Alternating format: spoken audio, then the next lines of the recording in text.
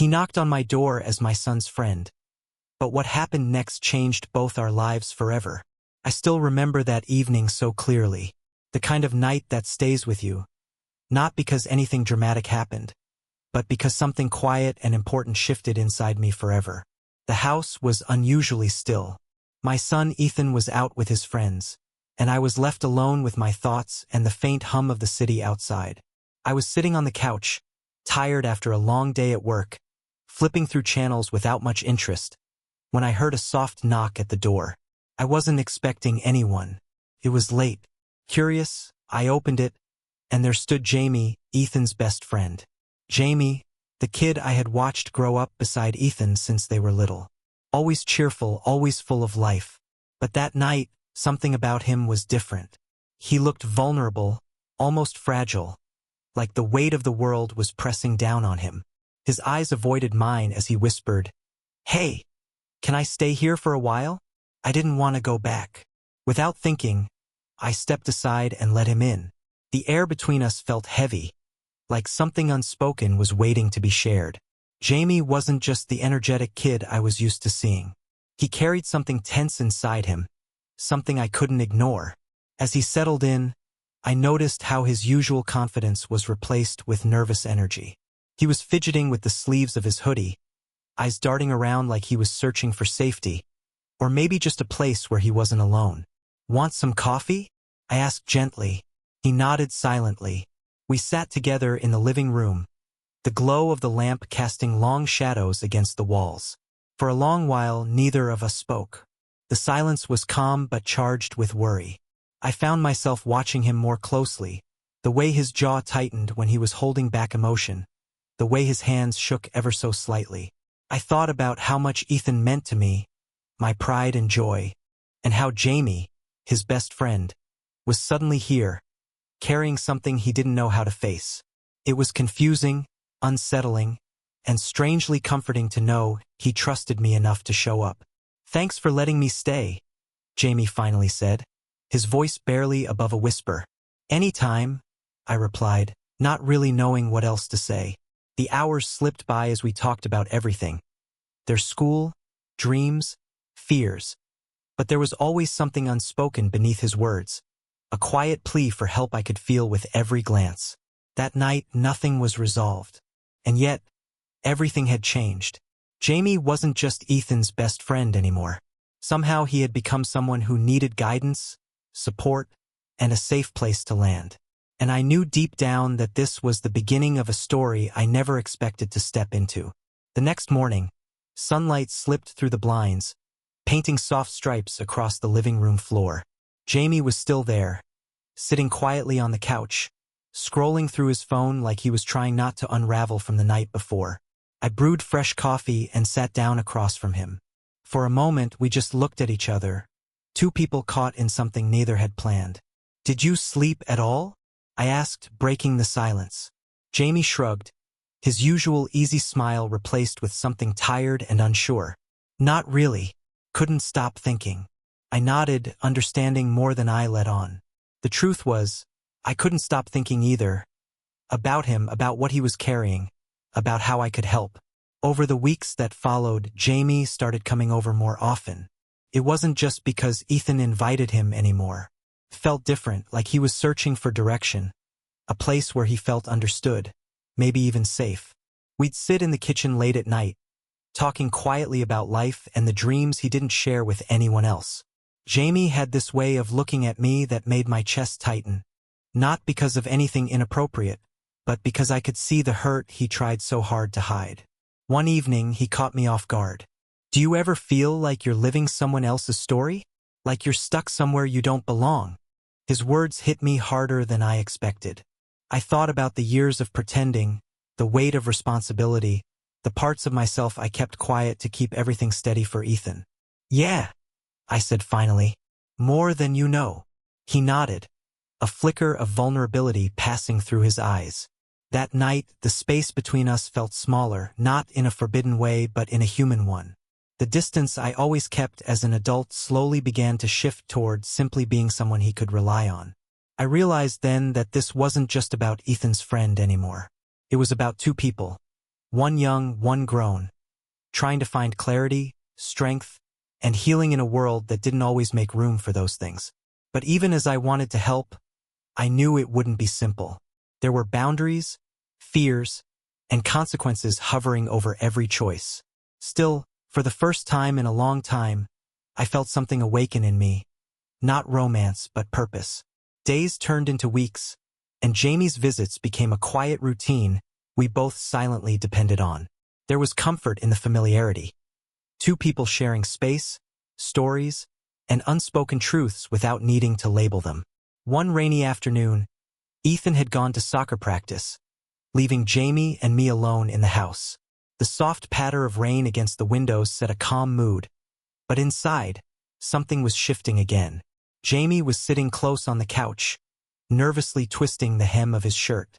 I wanted to say something, anything, but the words caught in my throat. Instead, I reached out and gently touched his hand, the way any parent or mentor would when someone they care about is hurting. It was a small gesture, but the relief in his eyes was unmistakable.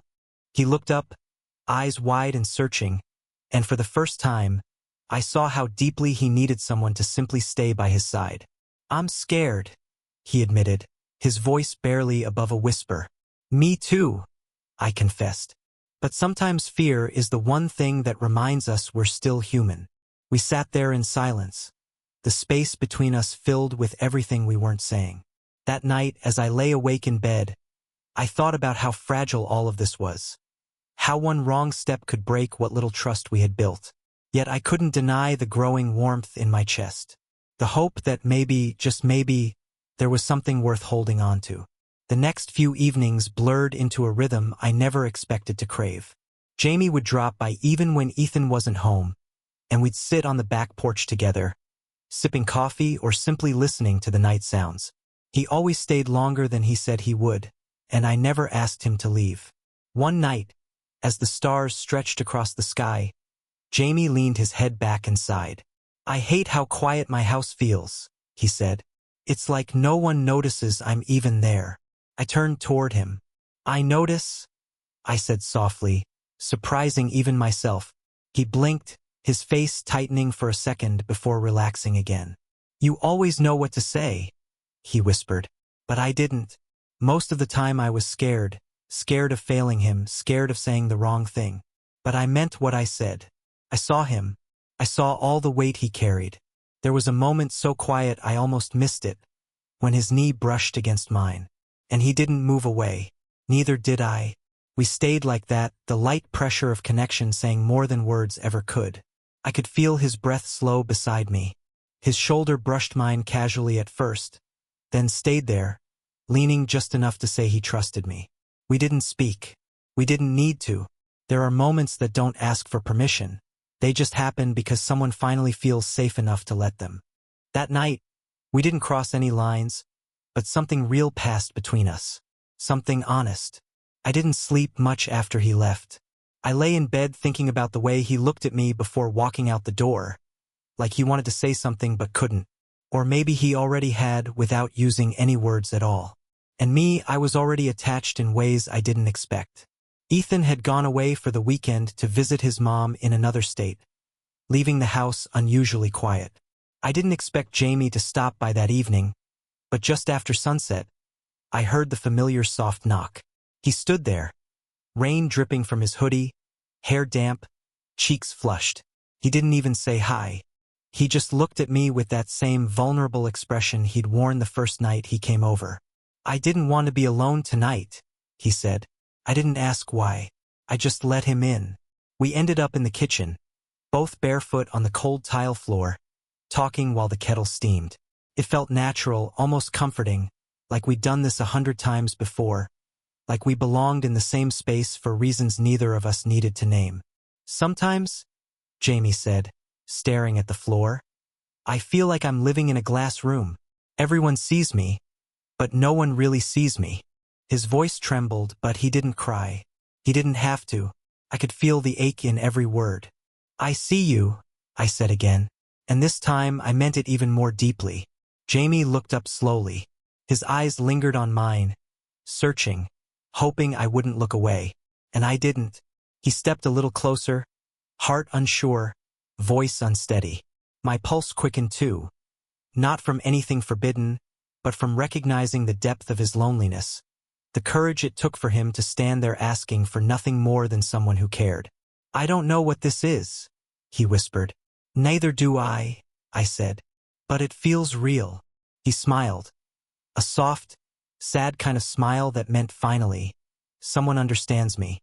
Then slowly he reached out, not boldly, but like someone asking if the world was safe. His fingers brushed mine on the kitchen counter. Just a touch, barely there.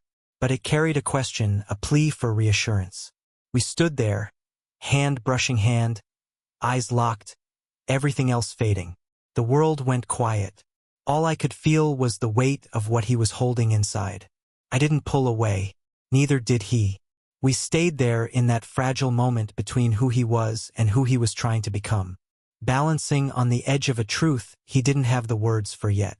But we didn't rush, because sometimes the space between two people, the waiting, the not yet, is where healing begins. And in that silence, I knew this was no longer just a passing connection. This was something he needed, something steady and safe, something he could finally lean on. That night, Jamie didn't go home. He didn't say he would stay. I didn't ask him to. It just happened. Like we both silently understood he needed the company, the comfort of being near someone who truly saw him. We sat together on the couch, the television on but forgotten.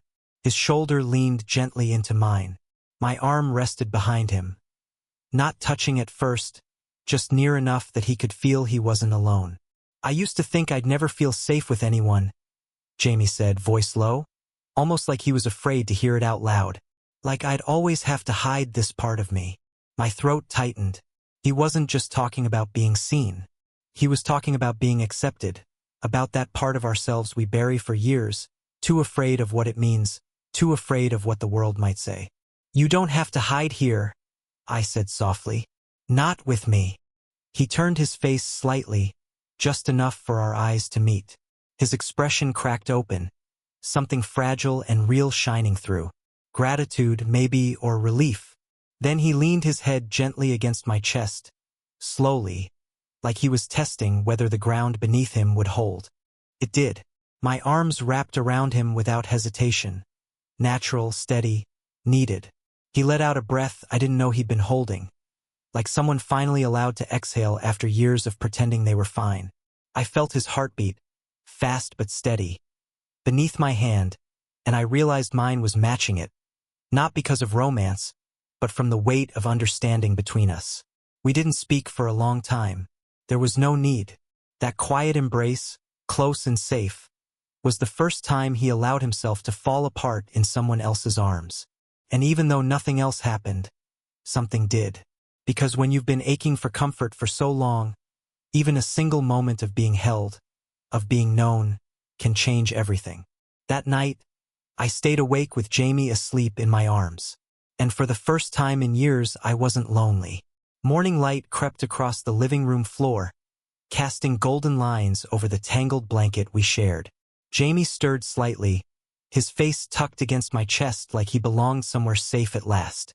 And in that moment, I felt it fully, completely. This wasn't confusion. It wasn't a phase. It was connection, trust, the kind that grows quiet and deep when someone finally feels understood.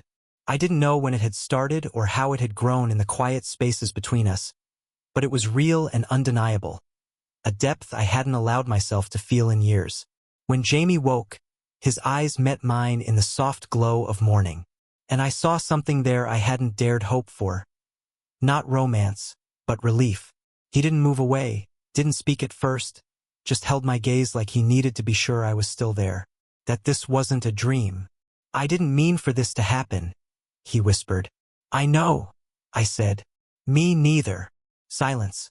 Then he sat up, rubbing the back of his neck, suddenly nervous. "But I don't regret it," he said, voice cracking slightly. "Last night, it's the first time I felt like I could just be me, like I wasn't weird or broken." My heart ached at that because I knew exactly what he meant. "You're not broken, Jamie," I said gently. "You're just brave enough to tell the truth about what you feel." His eyes welled, and he shook his head like he didn't believe it. But, he paused. It's complicated. You're Ethan's dad. And he stopped himself. It feels wrong, doesn't it? I exhaled slowly. Wanting safety isn't wrong. Wanting connection isn't wrong. But it is complicated. He looked at me, searching. So, what do we do? I leaned forward, resting my hand over his. We're honest. With each other. With ourselves. And we take this one step at a time. He squeezed my hand tightly like he didn't want to let go. I'm scared, he admitted. Me too, I said. But I'd rather be scared and honest than quiet and hurting. Jamie nodded slowly. And then, with fear still clinging to his voice, he whispered words I never expected to hear from someone so young and unsure. I think I love you. It wasn't dramatic. It wasn't rehearsed. It wasn't romantic. It was raw, quiet, terrified. The love of someone who finally felt safe, finally felt understood, maybe for the first time. And I felt something inside me soften. Some old wound I'd buried long ago, finally beginning to heal. I placed my forehead against his. You don't have to say it perfectly, I whispered. You already did. In that still, silent space, the truth between us finally breathed. No more pretending. No more almost. Just honesty. After that morning, nothing was ever the same again. But somehow everything felt right. Jamie didn't stop coming around. But now it wasn't just about casual visits or quiet evenings. We carved out time for each other. Steady, intentional, careful. Quiet walks at dusk. Long talks on the porch after Ethan went to sleep. Little things, honest things. It wasn't about rushing toward anything. We were careful, respectful. This connection, whatever shape it would eventually take, mattered too much to ruin with haste. But slowly, day by day, trust wove itself into everything. He'd leave his books scattered across my table. I'd make his coffee just the way he liked it, too sweet. He'd hum off-key while folding laundry. But there was something comforting in the sound. I started looking forward to those small things. To him. Ethan didn't notice much at first. But one evening, he joked as he headed out with friends. You two spend more time together than I do with either of you. Jamie and I looked at each other. The room went quiet. That was the moment we knew we'd have to face it. To be honest, not just with ourselves but with the people around us. It was terrifying, but strangely freeing. One night, under the soft flicker of the backyard lights, Jamie turned to me with a quiet smile. If this were just a story, he said, this is where they'd fade to black. I chuckled. Good thing it's not just a story. He stepped closer, not in a romantic way, but with the kind of trust you only offer someone who has carried your secrets without judgment. And then he wrapped his arms around me in a tight, honest hug. The kind that says thank you for staying. I paused. The air between us shimmered with hesitation, but it wasn't fear anymore. It was something closer to wonder. Oh, so I hugged him back. Not like in the movies. Not dramatic or desperate. Just soft, real. The kind of embrace that says, I see you. I choose to protect you. I'm not afraid anymore. We stood like that under the stars. Two people from very different worlds, connected by something neither of us expected but neither of us could walk away from. In time, Ethan found out. It wasn't easy. There were questions, awkward conversations, silence, but eventually, acceptance. Because he saw what we had. He saw that it wasn't confusion or misplaced emotion.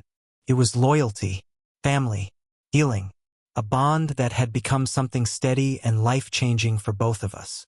And now, years later, when I sit beside Jamie on the porch, our shoulders brushing, the quiet between us warm and familiar, I sometimes think back to that first night he knocked on my door.